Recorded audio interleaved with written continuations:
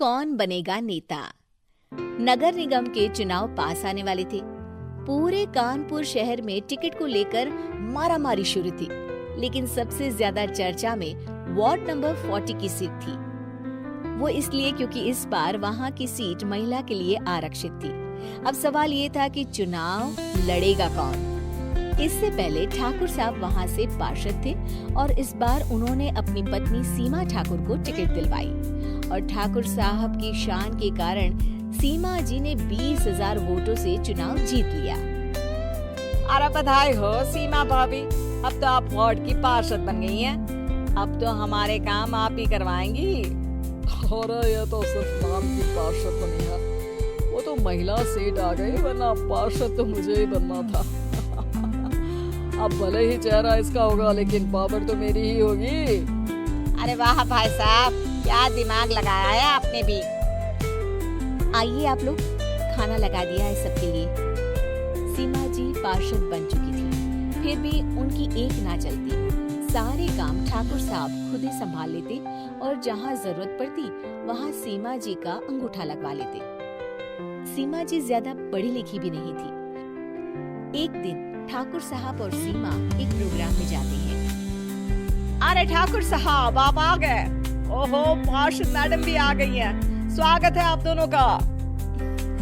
लगता है हमारे पार्षद फंड का सही इस्तेमाल हो रहा है। चलिए अब उद्घाटन करते हैं। ये लीजिए ठाकुर साहब कैची, आप ही सबसे पहले प्रवेश कीजिए। सब लोग आगे निकल जाते हैं और सीमा जी पार्षद होने के बावजूद भी पीछे खड़ी रह जाती हैं। वो देखती हैं कि वेलकम बोर्ड पर उनका नाम है, लेकिन महिला होने के कारण कोई उनका सम्मान नहीं कर रहा।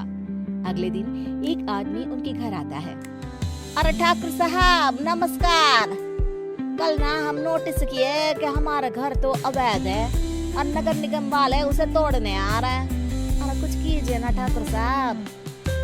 देखो भाई, मैं तो ज्यादा कुछ कर नहीं सकता, पर अगर तुम सबकी जेब गर्म कर दो तो कुछ हो सकता है। कुल मिलाकर 4 लाख लगेंगे।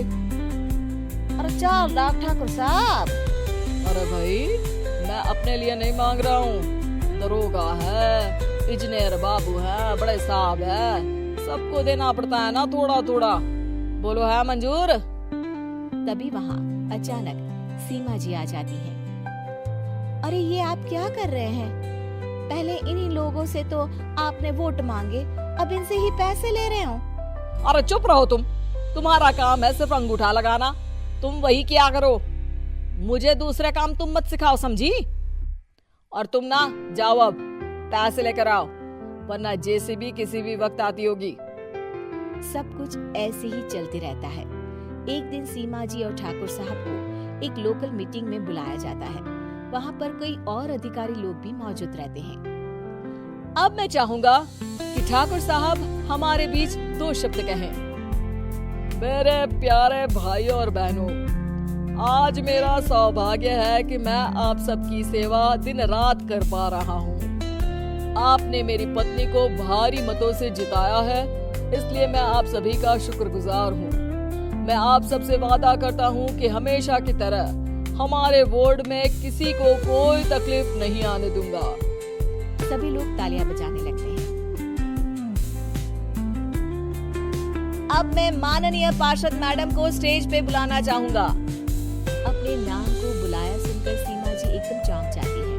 उन्हें बिल्कुल उम्मीद नहीं थी कि इतनी बड़ी जगह उन्हें मंच पर बुलाया जाएगा। जैसे तैसे वो मंच पर चढ़ती हैं। ऊपर जाते ही सीमा जी को सारी पुरानी बातें याद आ जाती हैं कि किस तरह उनके पति उन्हें कभी भी आगे बढ़ने नहीं देते और उनके नाम से गलत काम करते हैं। वो बोलने लगती हैं, मैं आपके वार्ड की पार्षद सीमा हूँ। आप में से बहुत कम लोग ही मुझे जानते होंगे, क्योंकि इससे पहले मुझे कभी ऐसा मौका ही नहीं मिला। सारे मौके मेरे पार्षद पति यानी आपके ठाकुर साहब ही लेते रहे, लेकिन आज ये मौका मुझे मिला है तो मैं इसे ऐसे ही नहीं जाने दूंगी। मैं आपको ये बताना चाहती हूँ कि आपके ठाकुर साहब मेरे नाम की आड़ में गैर कानूनी काम करते हैं, जिस पर अंगूठों के निशान मेरे होते थे। इसीलिए मैं अपनी गलती मानती हूँ और आज अपने पद से इस्तीफा देती हूँ, ताकि आगे से कोई गलत काम ना हो पाए। अब फैसला आप सबके हाथ में है कि आप हमें क्या सजा देना चाहते हैं। सीमा जी की बातें सुनकर ठाकुर साहब के चेहरे का रंग उड़ जाता है और वो शर्म से मुंह नीचा करके वहां से चले जाते हैं और पद से इस्तीफा देकर ही सही सीमा जी अपने आप में आत्मविश्वास महसूस करती हैं।